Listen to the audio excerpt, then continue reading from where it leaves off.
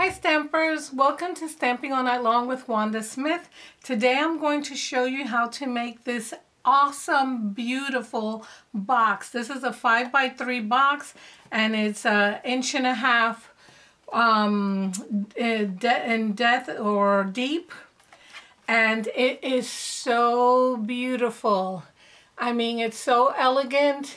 You see all the layers that it has, and it opens this way. I have a rhinestone there to just make it easy to open. And you can put whatever you want in here. You can put tissue paper and make it look really pretty. And I just love this box. It measures, it's 5 inches wide by 3 inches in height, or length, I'm sorry. And it is an 1.5 inches deep. So I'm making this when I saw a video from someone whom I love. Poodle, she makes awesome boxes and lots and lots of 3D projects. Her boxes were in black, and look how beautiful in black. You have the opposites, black and white right here. So her boxes were in black, embossed in different colors in beautiful, colorful embossing powder on the edge and so on. I'm using, I use white embossing powder. I thought it would look awesome in white with black embossing powder, and it does. I love both of them. I went a step further. I said, what would it look like with smoky slate and gray? Because smoky slate for me was always my go-to. If I wanted a cardstock to look like silver, I would go to smoky slate. And look how beautiful it looks in silver. So then I kept playing with it, and I said, what about cardstock? You know, we have designer series paper, not cardstock. Because this is cardstock right here. So what about designer series paper? I'm sure it will look good, and I know designer series paper is thin, but we also have specialty designer series paper, which is thick. I used a retired one. I forget which one, what this is called, but it's a retired one. And the designer series paper, the specialty ones are usually, they're either one-sided, that they have a design on one side because they have foil. I think in the latest ones we have it on 2 sides. So anyway, you need to use the specialty designer series paper that's thick. You can't use the regular designer series paper because it'll be too thin, and when you do the scoring, when you score, you might rip through it unless you score very lightly, but it's not a substantial box. I mean, these are substantial. As you can see, they don't, you know, they're pretty sturdy. So these are the boxes that I made. I'm going to show you how to make the white one, and I just love them. I'm in love with them. I want to do them in all colors. So I'm going to probably make one with a current designer series paper, current specialty one, and then I'll just post it or put it into pictures at the end. So let's put these to the side, and you take this out of the way. This is the one that I'm going to show you. Like I mentioned, I'm going to show you the white one with black embossing. I'm going to show you how to score this with 2 different tools.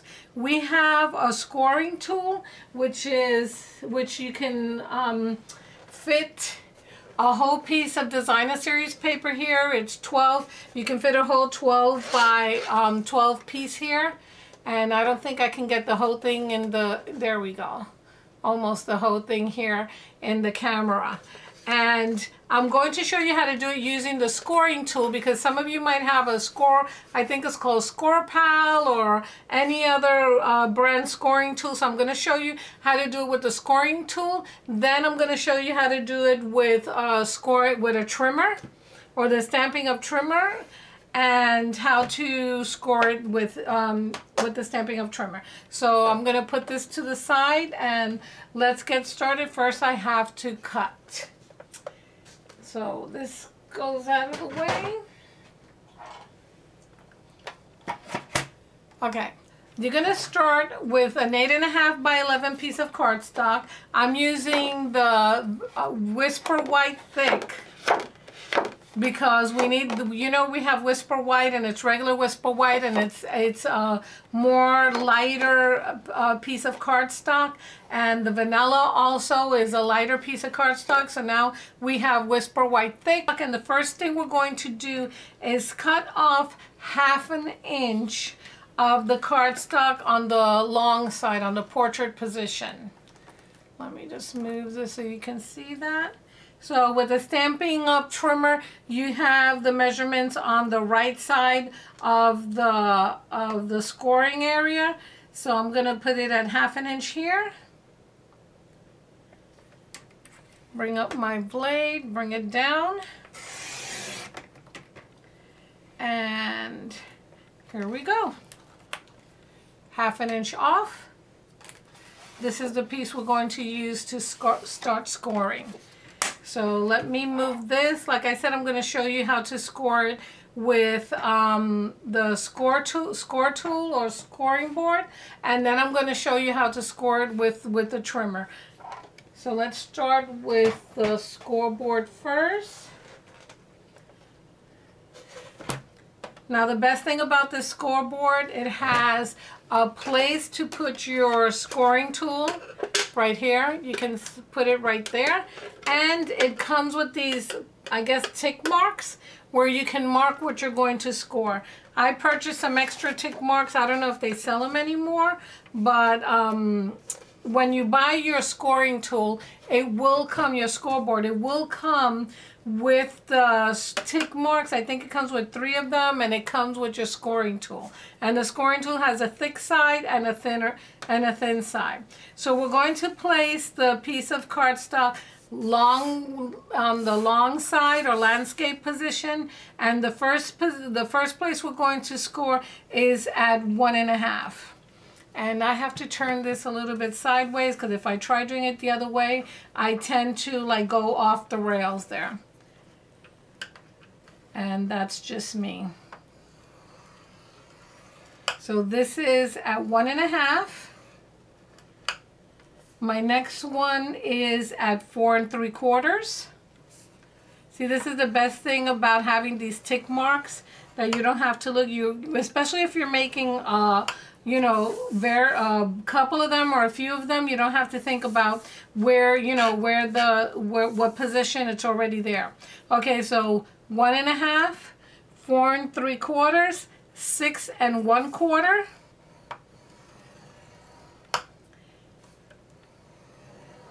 And the last one is 9.5.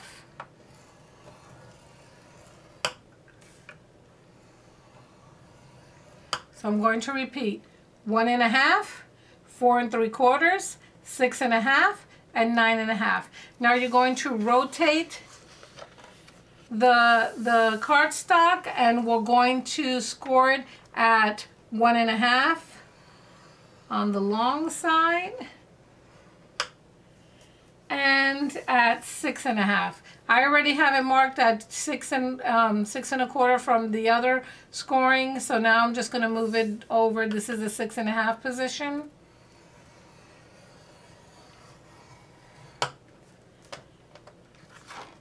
Okay, so I am done with this. Put that away. And now you have your piece that is 8 by 8 by 11. So the first thing we need to do is cut, and we're going to cut off this piece right here. That's going to be our front panel. Let me give you a visualization. That's going to be this piece over here. We need to cut off those sides.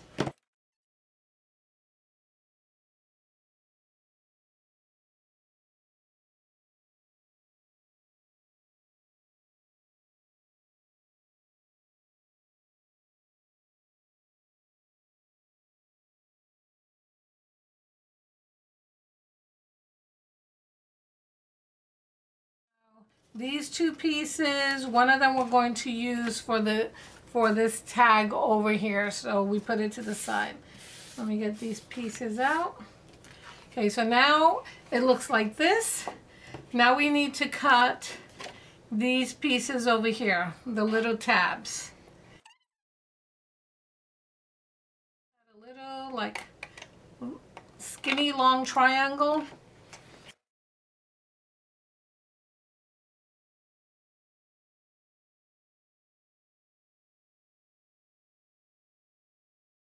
So, okay, now we have it cut like this.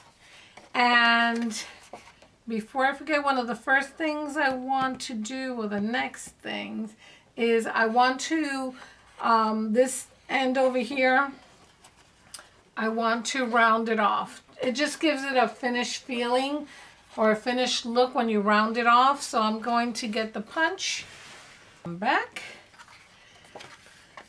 And I'm going to round off that piece. If you envelope punch board, you can use that to round off the piece. Get it in the edge and punch. There we go. I just had some cardstock stuck in there. And punch. Oops. There we go. Nice and round. I just think it looks better when it's rounded.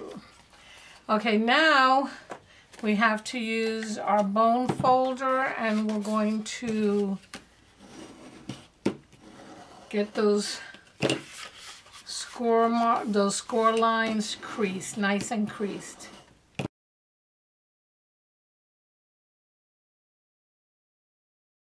have everything scored, cut, and ready to assemble. I'm going to use, you can use tear tape for this, but I'm horrible with making boxes and tear tape. I just can never get them straight when I put if you were to use tear tape, you can put tear tape here on the tabs. That's where you're going to put them, on your tabs.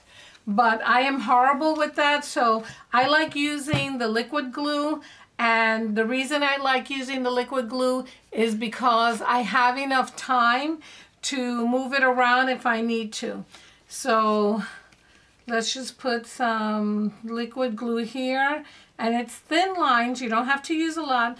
I like to put in this corner here, just a little in the corner, because that just gets it nice and sturdy. Okay, so you just hold it. And the great thing about this liquid glue is that it adheres quickly. Okay.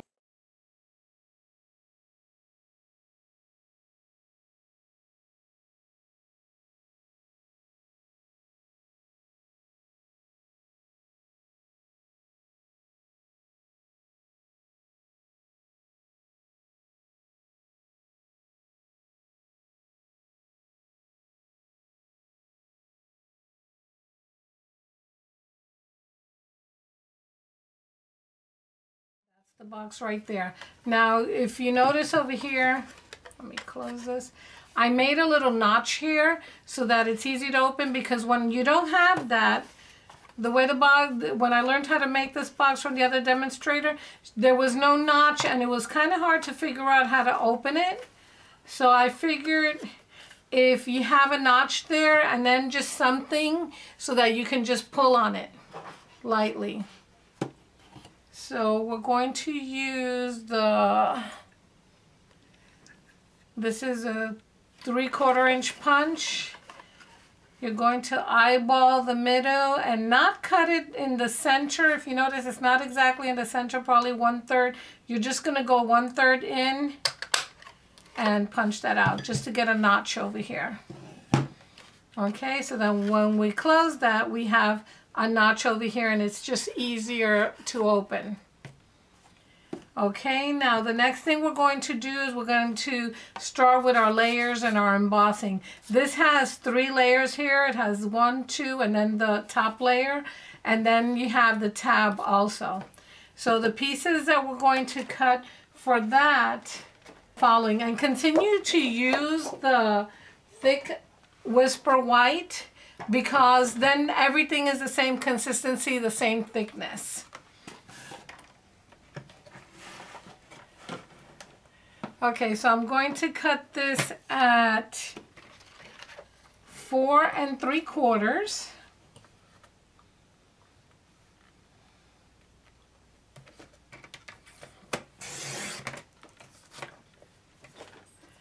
And bring this down to the side and cut this down at 3. So I'm going to have a piece of 4 3/4 by 3. Now I need a piece cut at 4 1/2. So just cut that at 4 1/2 by 2 3/4. And basically these are the layers that we're going to put on top of the box.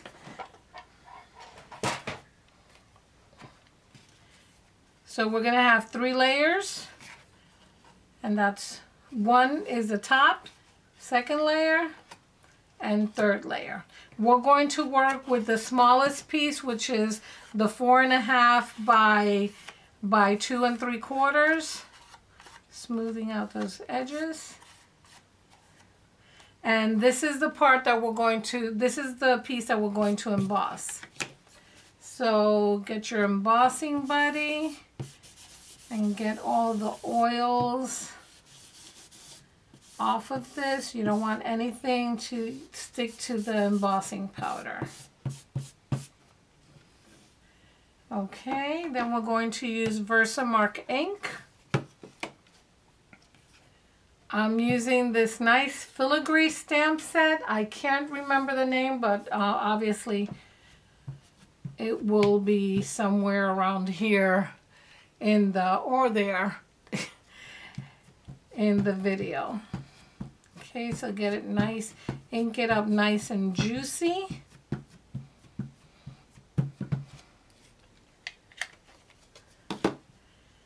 And I like to just, when I'm stamping, get a reference point so that I can see where everything's at. Okay, so this obviously is a little bit bigger, but that doesn't matter. Just stamp here. Make sure you get all that Versamark ink in there. You could use, if you want, just to make sure that it's really stamped, you can use the Stamparatus, but in this case I'm just doing this. Sometimes if you pick it up, it still sticks, and you can rub it in. But I know it was nice and juicy, so we should be fine. So remove that, put that to the side. Now we're going to take, I don't know if you can tell with the lighting or not, but it's stamped there with the Versamark. And like magic, when you use embossing powder, it appears. And I'm using black embossing powder. I already had it set in a tray. I like to go over it twice just so that it, just in case it missed something, it gets it all. Okay, then shake.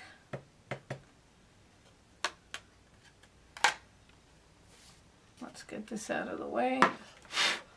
I tend to blow on it, shake, like I said, and flick off any extra piece, any extra embossing powder that you don't want.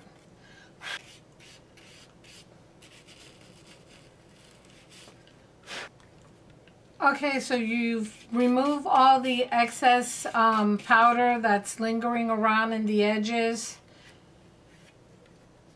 because once we start heating this up, it will heat up those pieces also, and we don't want them. So that's good. Now we need our heating tool. The Stampin'Up heating tool has 2 settings, low and high. So I have it on the high, and as you can tell, I'm letting it heat up a little. One thing I like to do is emboss it from the bottom, or heat it from the bottom. And the reason I do that is because you get less warping than when you heat it from the top. Why? I don't know, but I discovered that, and I'm sticking to it.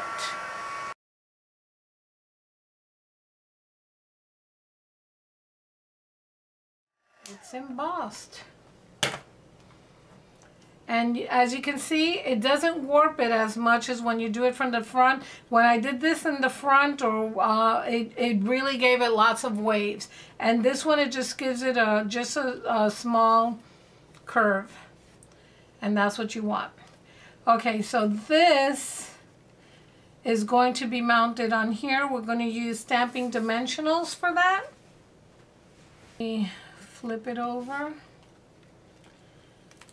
And we're going to put dimensionals on all 4 corners. And here. The reason I'm using a lot of dimensionals for this is because we don't want this to warp or just go down. We want it to be nice and thick and raised. So we're going to mount that on here.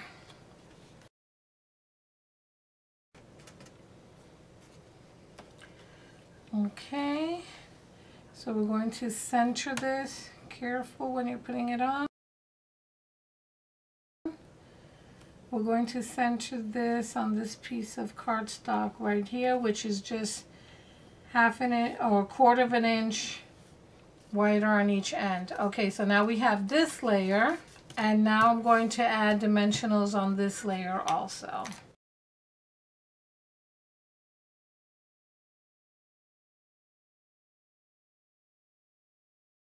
Okay, so now we have the dimensionals on this piece of cardstock, and we're going to place it on top of the box. Start lightly because you really want to get this centered, because once you let this go, there are so many pieces of dimensionals that is going to be hard to take off.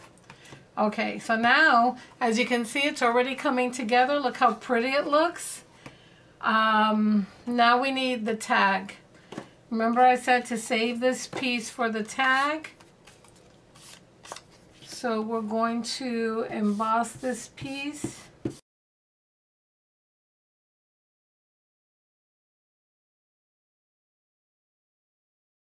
Now we're going to use this punch. Not sure of the name, but the name will appear in the video.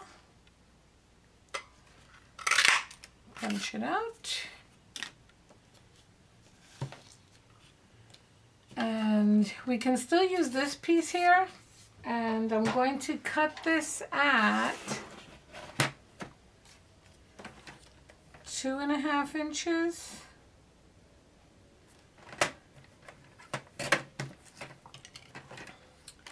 And 1/2 inch wide. Press hard.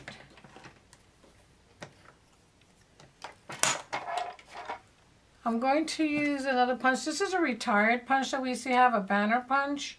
I never got rid of it because I like it just to make banners or banner edges.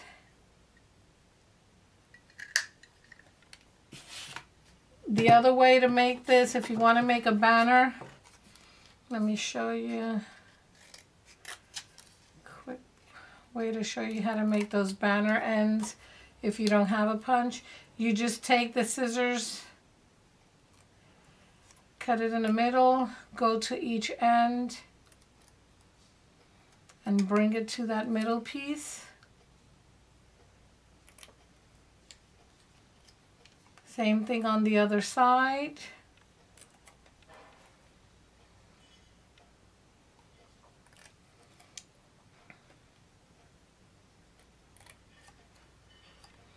And you have your banner edges. But if you still have that banner punch, awesome. Okay, so now I'm going to add dimensionals to this piece also.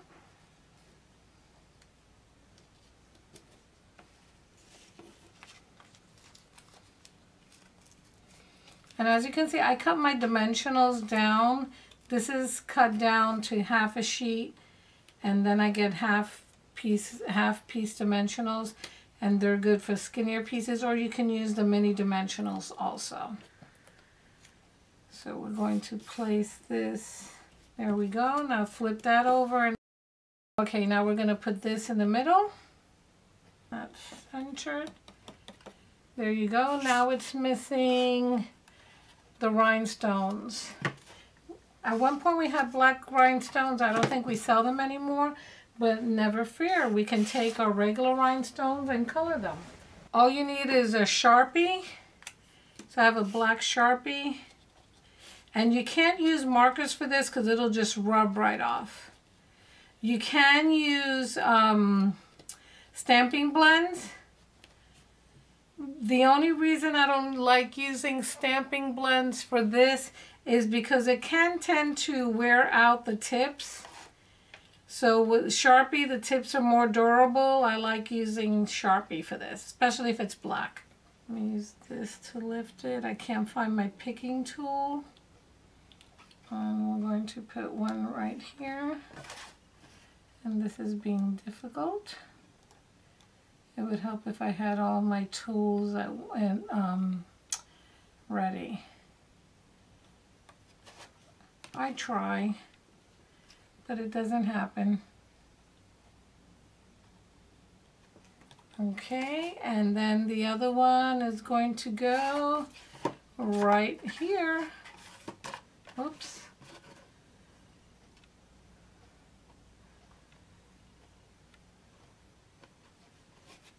So put it there, then just open it and press hard on it because you want that one to stay really, really secure. You want it to be really secure there because that's the one that you're going to be using to flip up.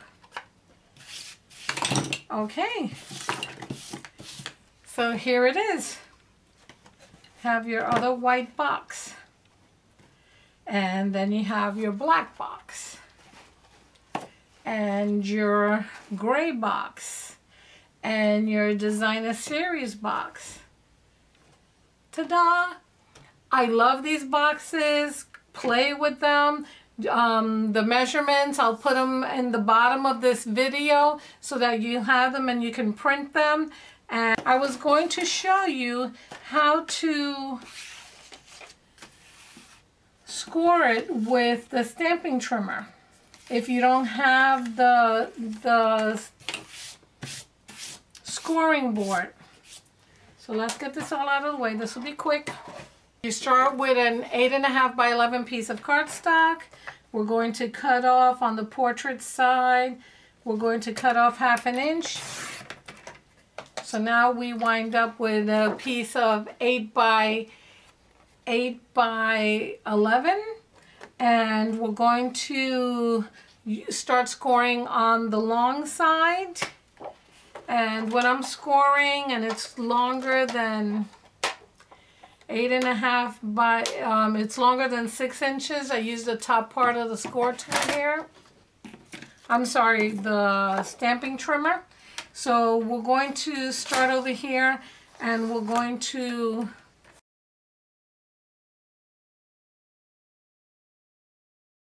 there you go. And that's how you score it using the stamping trimmer if you don't have a score tool of any kind. And then you start cutting away like I showed you before and you're done. And you can make these beautiful boxes. Okay, well this is Wanda Smith with Stamping All Night Long. I hope you enjoyed this video. And until next time, don't forget to like this video. Don't forget to like my channel, subscribe to my channel, and subscribe to my blog so that when I post new videos, you'll get to see them, or when I post projects on my blog that are not, that I don't make a video for, you can see those projects also. So again, Wanda Smith, Stamping All Night Long, saying goodbye for now.